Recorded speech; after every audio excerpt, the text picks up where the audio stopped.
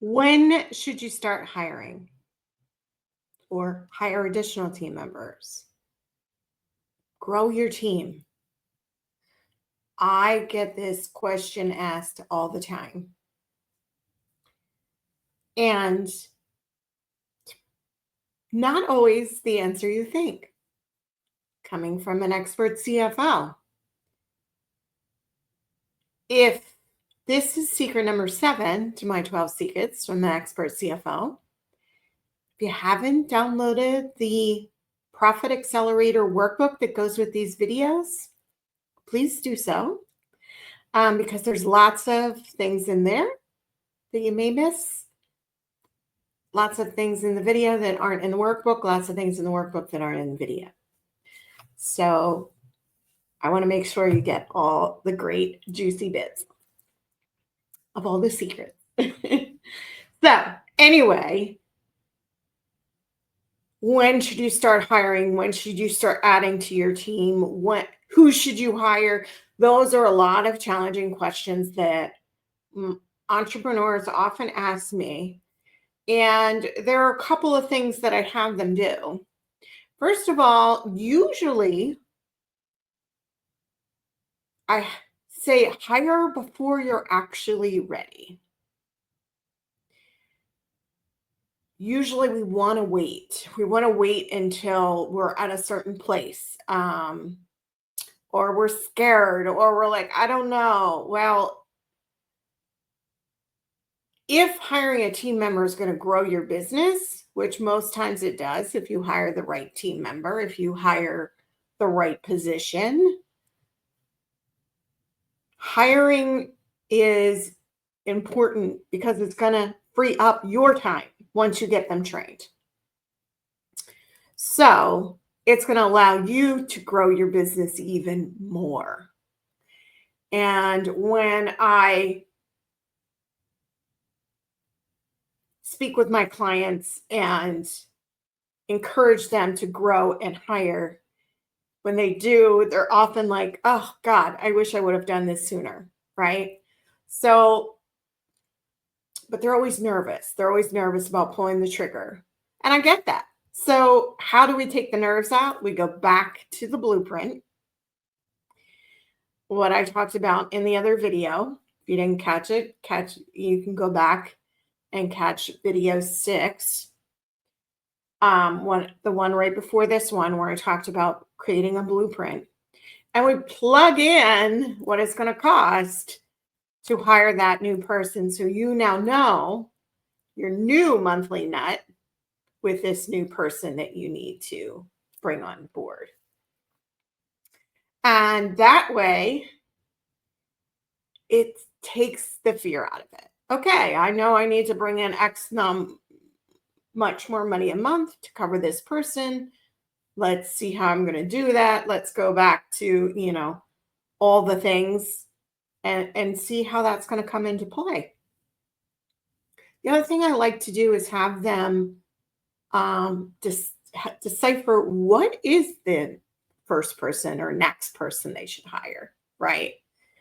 Who is that person? So really take some time to think about that. Who is the person that's going to free up some of your time so you can continue to grow and take things off of your plate? That's what you need to decide. And sometimes hiring that person just a little bit before you're ready allows you to take those things off your plate and allows you to grow even more. And I've seen it happen. The business owners that I've worked with in the multi-millions, that's exactly what they do. They hire, build it and they will come mentality. That's what they have. They know their business is multi-7 figures and they know they've done it for years. Like, this is what I do. I put the team in place so I can be successful in bringing in the business. So that's the long game, right? But as you bring on people one by one, make sure you're bringing on the right person. Make sure you're not deciding on whether to bring on a person just because their salary is a little bit more than you think you want to pay. I had a client who was struggling with how much to pay her. She was an interior designer, her junior designer. And I said, well, the girl wanted a little bit more than was a little bit out of budget. And I said, well, is she going to be able to free up more of your time? Is she worth that? She goes, yeah, I think so. Like, so she ended up we looked at the numbers, we pulled the trigger. She hired this girl, and she was like so thankful because this girl was able to take so much off her plate, more than the person that this girl was replacing before her, because she was paying her more money. She was worth more, and it ended up being double the value of the other person. So there are lots of things you need to look at when you're hiring, right? And it can be a challenging decision of who to hire and what to pay them and all those things. So I really get to help my clients around that and help them make sure that they're looking at all the sides of it. Don't just I tell them never to put the salary in the job. Because if you find a person that's worth more and they're going to bring higher value to your business, they will not apply for that job because it is out of what they want to make. So you build the job, you build exactly what you want, and you see what comes in. And that's really why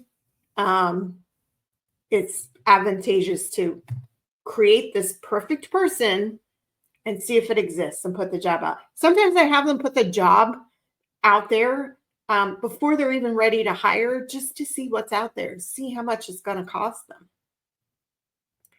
Right? And see what this perfect person looks like.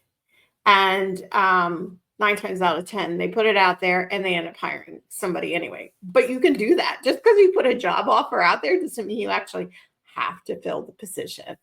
That's what I like to say. You can put a job offer out there just to see what's out there and to discern what you think you need versus what the market is paying. Okay. So if you haven't gotten the workbook yet, the Profit Accelerator workbook with all 12 secrets. This is secret number 7, bringing in your team before you're ready and picking the right team member. Make sure you get the workbook because it's got some more great gems in there and helps you work through all these 12 secrets. Okay. I'll catch you in secret number 8.